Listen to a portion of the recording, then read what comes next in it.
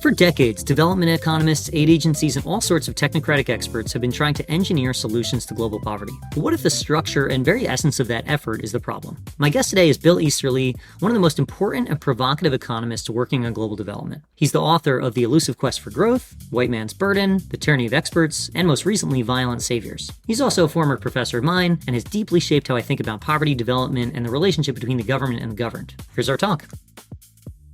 Welcome to The Economics of Work. I'm excited to welcome Bill Easterly, one of the most thoughtful economists alive today, in my opinion. Bill has helped us shape how we should think and should not think about economic development. Bill, welcome to the show. Thanks, Ben. Pleasure to be here. Yeah, so I want to start with a compliment. When I first signed up for your course, so I took your course when I was a student in grad school, I think, I'd known about your work and I was really thinking that you would be this like bombastic curmudgeon. But what struck me was how curious you were and how much of like a really curious searcher you really are in real life. And you were just like exuding intellectual humility. And that really comes off. So that's a compliment for you. Oh, thank you. Churchill said of Truman, he's very humble with a lot to be humble about.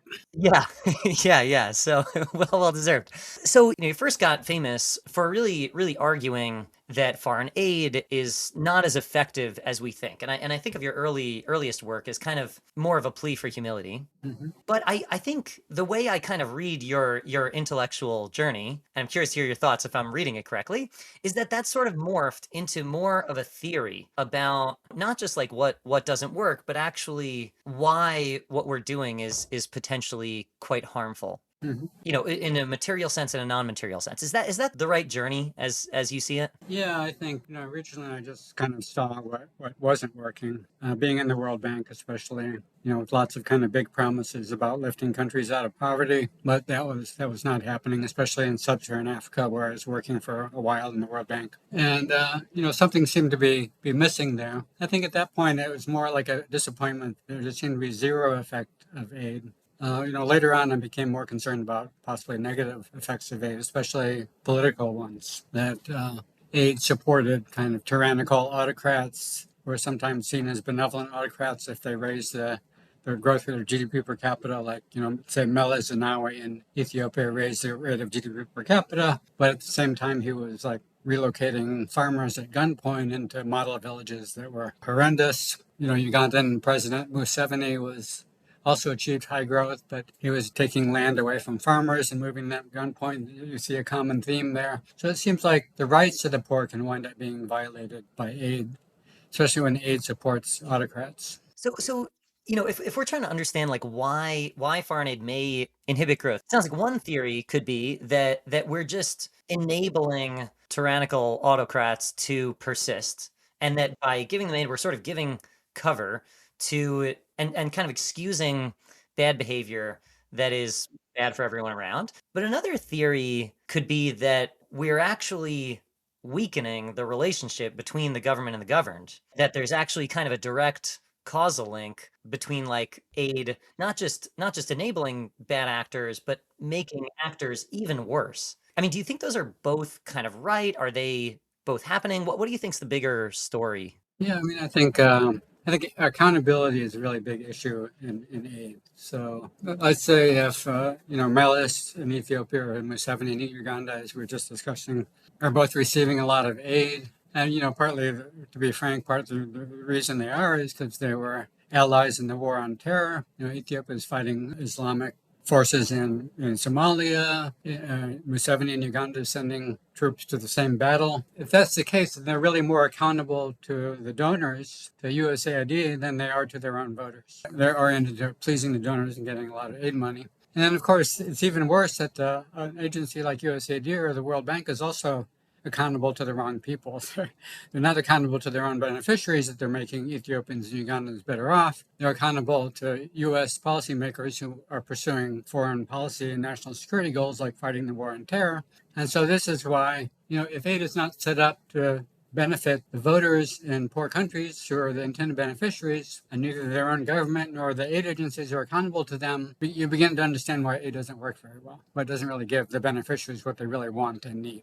This idea of kind of the donors, having maybe not aligned objectives is an interesting one. I mean, I think when I hear that these governments are allies in the war on terror, it kind of makes me a little bit sympathetic. I say, all right, well, maybe development just isn't the goal. And maybe it's successful in some other goal. And, that's really bad for the beneficiaries, but maybe it's completing some objective. So, do you think if the donors were all coming with the right intentions, like there's plenty of well intentioned donors out there, do you think if the donors of the World Bank were just funded by philanthropies and effective altruists and whoever, do you think the world would look very different? Well, unfortunately, it's hard to find the truly altruistic donors. I mean, you could take like the Gates Foundation. It's a private philanthropy. It's not automatically serving U.S. foreign policy, but Gates has not been so great either.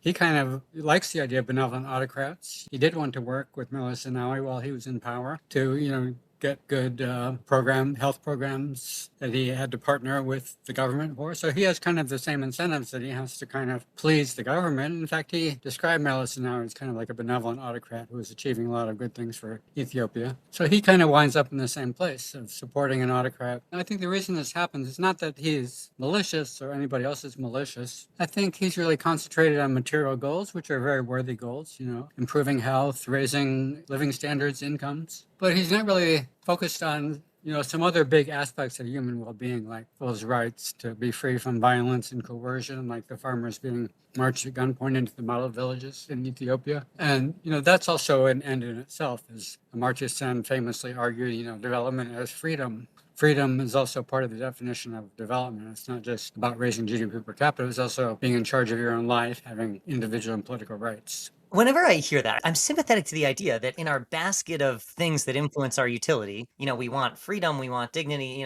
and we want material well-being. Those are all part of what we should maximize for. And at the same time, just I don't know, as an economist, maybe you get this impulse, or maybe you've fought it off. I can't help but go back to this idea that we get material well-being from freedom, and that is sort of what we have learned from the classical liberals. And I think that takes, I want to say faith, but it's more than that. Like it's like we I think have good evidence for that is an environment where we could see growth. And then it becomes easy to make this case, well, we're getting material well-being, so there's really no conflict, and we should want freedom and dignity and all these things, and we'll also get material well-being, so why even think about these trade-offs? It's all in the service of material well-being. Yeah, what do you make of that? I mean, is that like an unhealthy way to think, or can we actually believe that in the long term that we will get more material well-being from these sort of less tangible benefits? Yeah, every proponent of every idea always wants to say,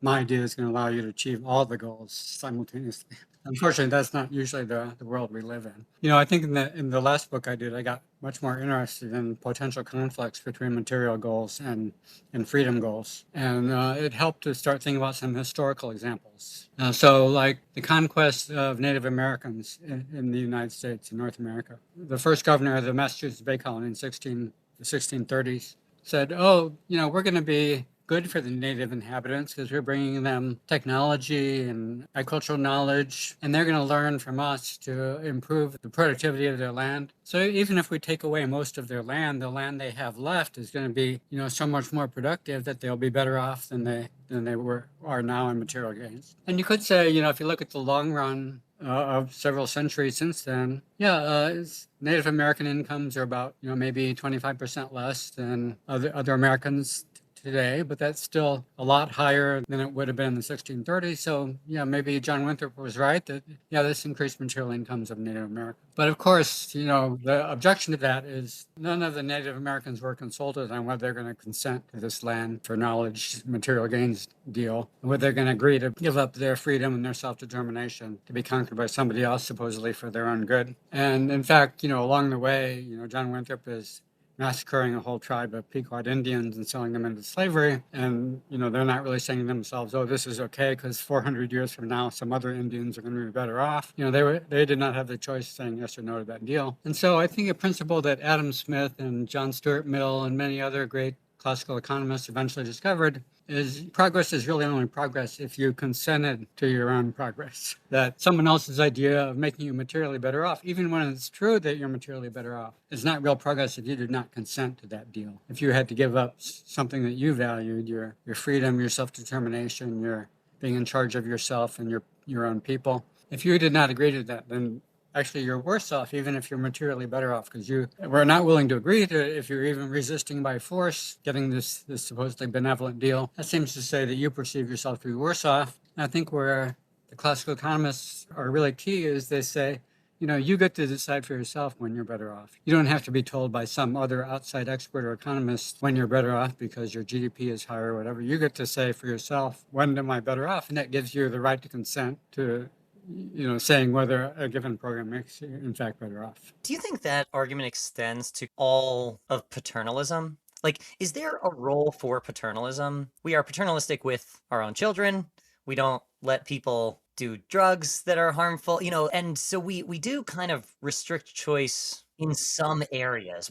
Do you think there's a time and a place where that's appropriate, or how should we think about the line here? It's interesting you mentioned children, because I think that's sort of the key insight, right? Is adults don't like to be treated as children. Yeah, children don't like to be treated as children. I know that's what I've also discovered from my 6-year-old grandson. And not wanting to be treated as children is like it's like a huge theme in world history. The anti-colonial movement is all about colonial subjects not wanting to be treated as children by white colonial powers, not have their ethnic group automatically seen as childlike or in need of paternal guidance. So, nothing is completely absolute. There are cases for selective paternalism that we build into our society, like you mentioned. Some people who have conditions that they need a lot of help, we can justify a certain amount of paternalism. It is true that the anti-paternalism case doesn't mean to say that I don't like paternalism, but I don't necessarily do always what is in my own good. None of us do. It's not that we're saying, if you make choices for yourself, then all those choices are brilliant. It's more that morally you get to decide for yourself who's going to make the choice. And usually you decide to appoint yourself in charge of your own life and not have somebody else run your life for you, even if they're more knowledgeable or more technically skilled or whatever. Do you think this idea of letting people decide their own fate is related to populism in a way? Like when you have leaders that are more populist, that seems to be like the counter argument for populism is that I think one counter argument for populism is that it's giving cover to people's bad instincts in a way, that maybe people have ideas that are hateful or that are just sort of short-termist or negative in some way that we think, but we are letting them kind of select into those impulses.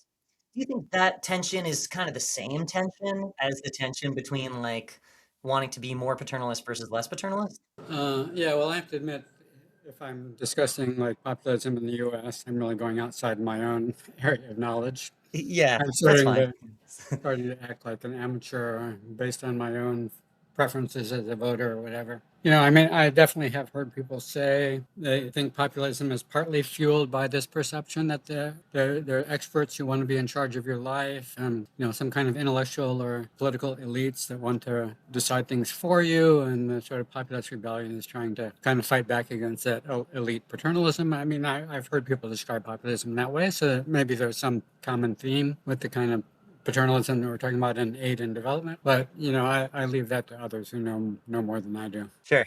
So one thing that I noticed I didn't see a lot in your books, and I assume this is on purpose, is the word exploitation. I see the word coercion a lot, but I'm curious to hear your thoughts on how you see the distinction between coercion and exploitation to the extent that you do, and whether that's an important distinction to think of as economists. Yeah, I have a hard time deciding what the word exploitation means exactly, or in what circumstances there is exploitation or not. And I think for that reason, it's not used a lot in mainstream economics that I'm familiar with, because they're not really clear what it means. So, definitely a case of coercion is kind of prima facie exploitation, because a slave owner coercing a slave to work is obviously a case of exploitation based on violence and coercion. So that's definitely a good case for using the word exploitation appropriately. Whether it applies to does it apply to a situation in which the workers are freely consenting to enter into labor contracts, but market conditions are so unfavorable that they're getting a very, very low wage? Would we call that situation exploitation? I think classical liberals would say no. That everyone is freely entering into a contract there, and it's just the market conditions that are determining whether there's a low wage or not. And I think more progressive economists would probably prefer to talk about income distribution rather than exploitation.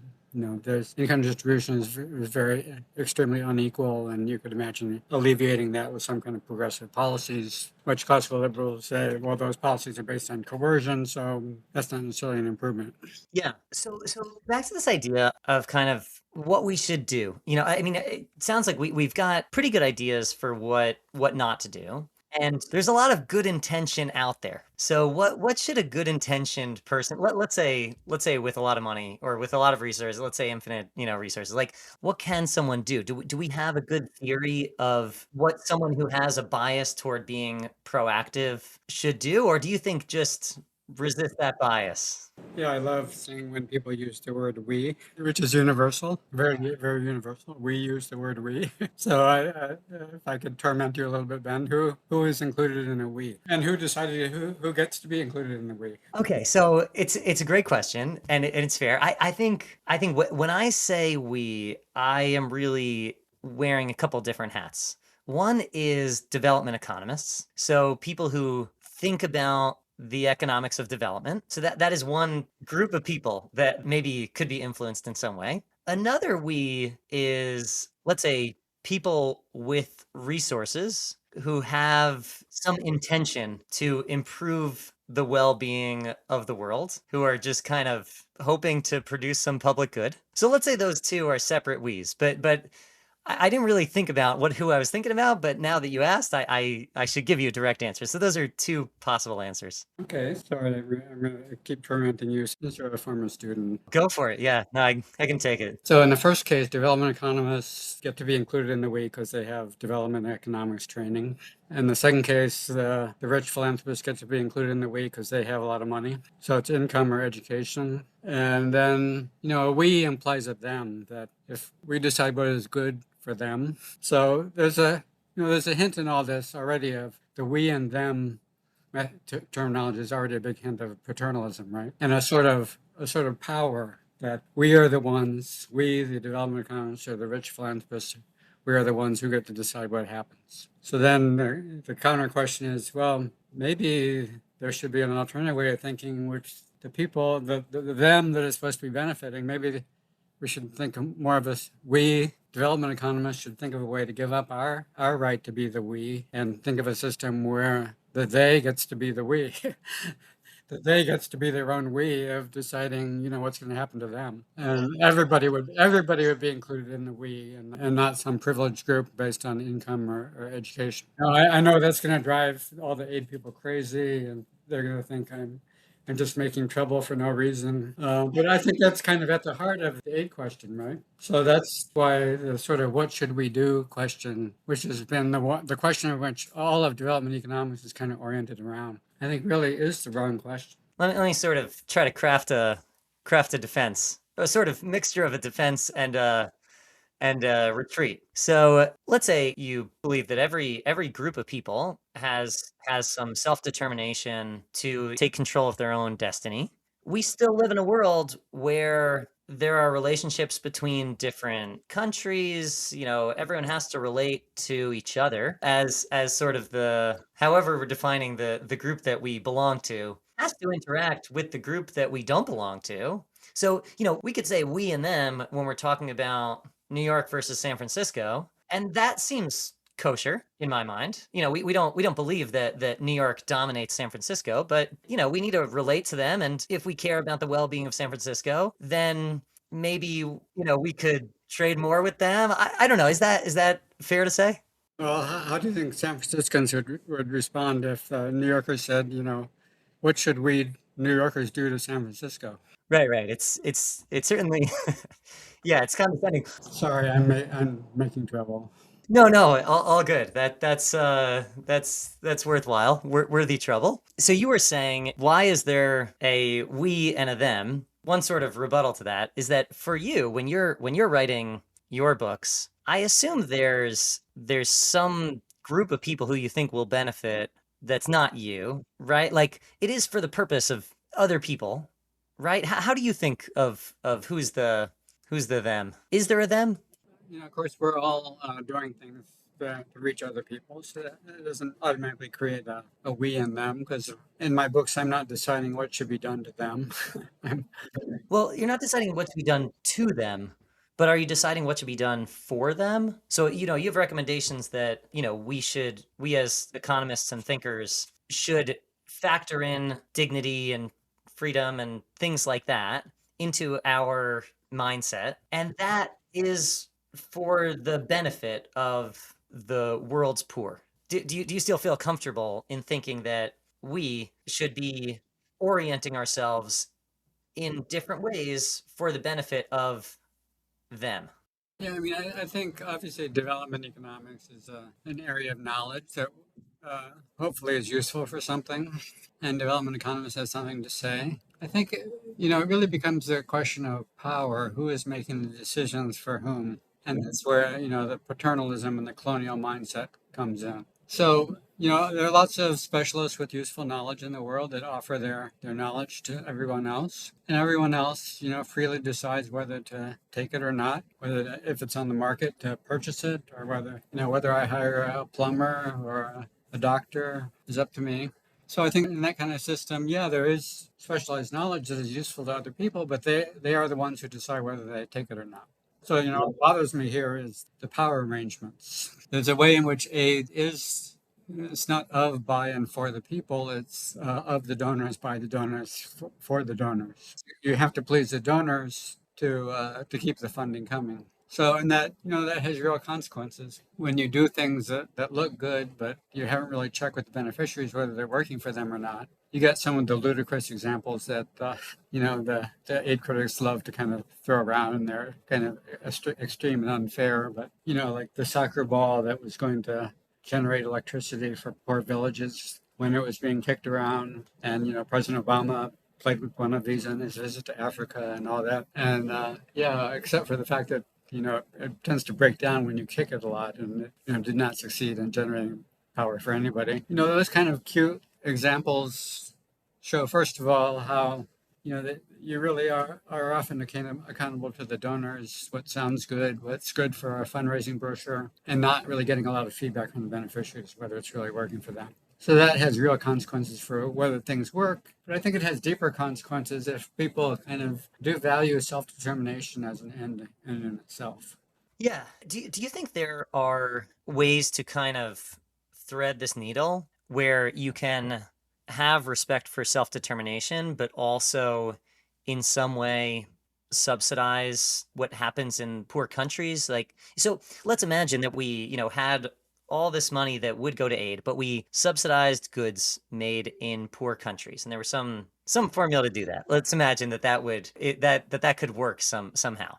That seems like we'd still have the free exchange and self-determination, all these things, but it would be a kind of like negative income tax type of thing or something, in the same way that we have, progressive income taxes in every country. Is that the sort of thing that is getting closer to kind of being helpful while not being disrespectful? First, let's go back to what is the sort of solution to the self-determination problem? And, there's not a terribly obscure idea here that classical liberals have liked for a long time that yeah, markets are a system where everybody is in charge of themselves, everybody making their own choices for themselves and deciding, what to produce, what to supply to other people, what to buy, what labor to supply, who you work for, where you work. You're making all those choices in markets. And so, markets are, obviously covering a lot of what goes on in both poor and rich countries. So that's already a system that is already solving the problem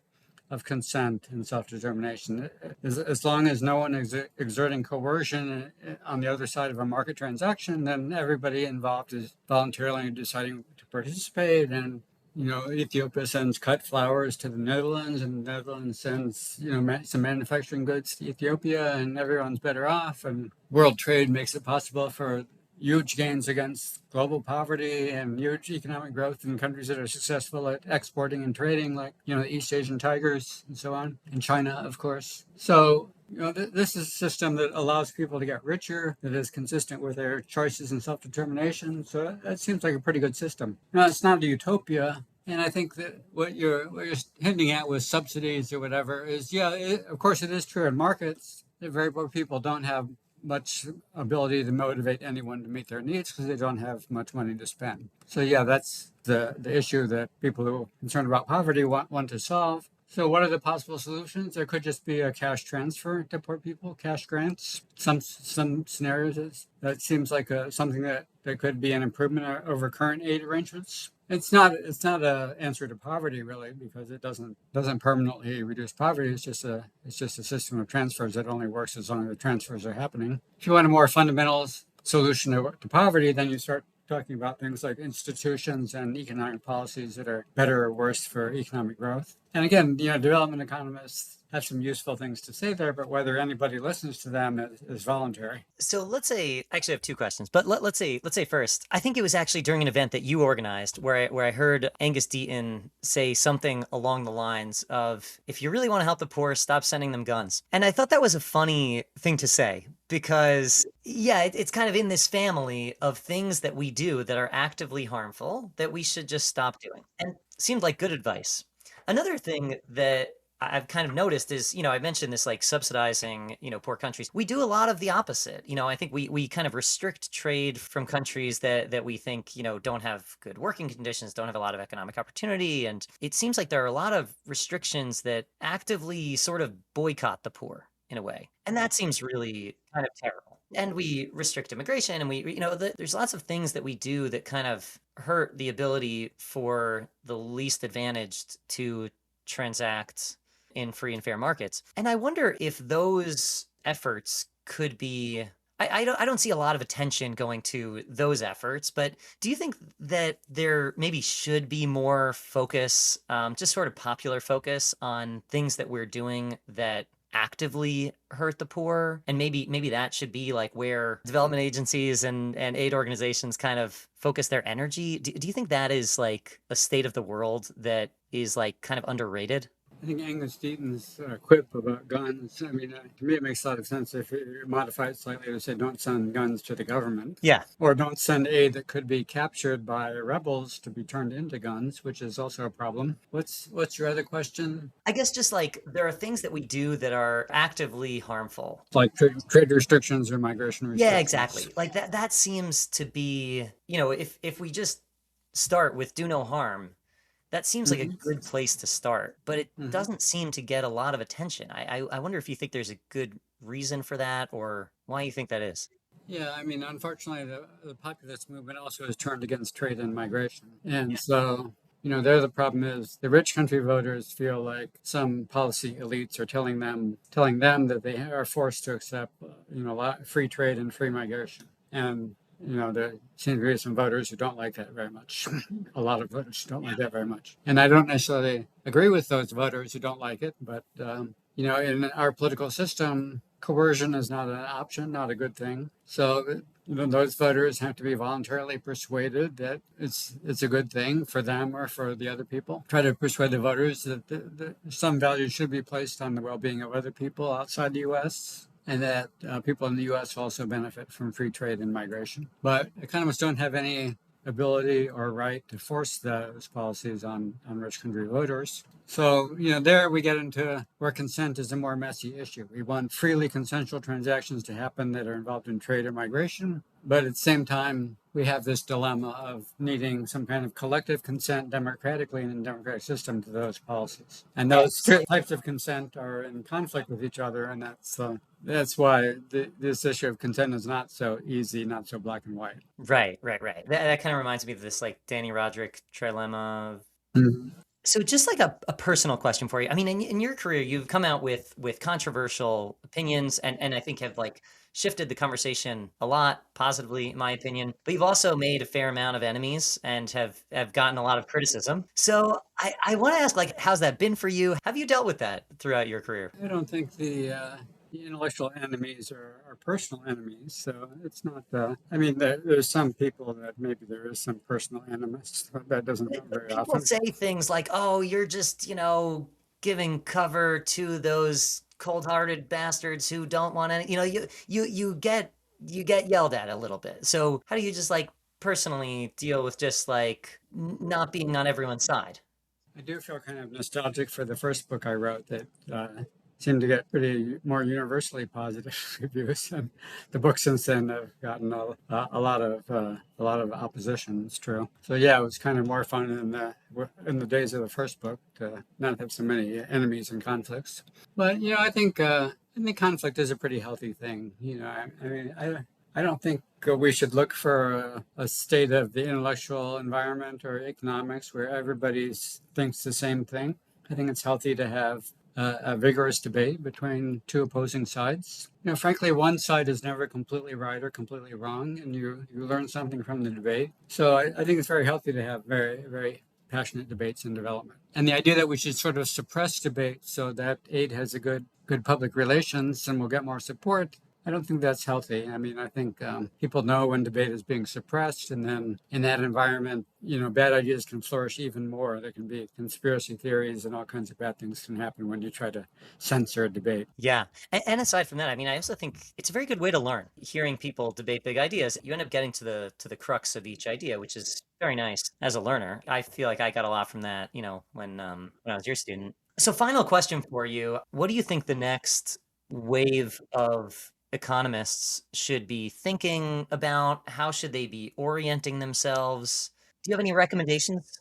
I'm tempted to say just well, let the next generation figure it out for themselves. I don't want to decide for them. But I think development now is in kind of a stalemate. The randomized controlled trials kind of guiding very small aid interventions has kind of been the default now for quite a while. And people like Land Pritchett and Angus Deaton are very unhappy about that and want see lots of problems with whether randomized trials really generalize or really tell us what to do in the big picture. There, I just caught myself saying what we should do.